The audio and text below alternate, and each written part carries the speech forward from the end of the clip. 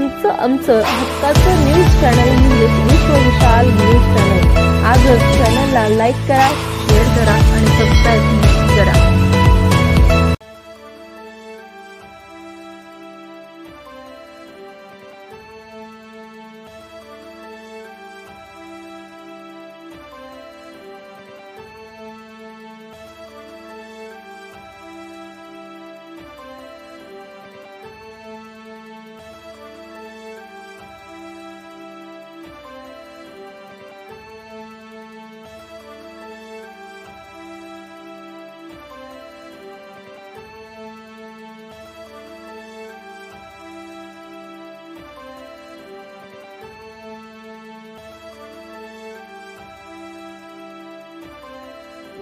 Jai Maharashtra.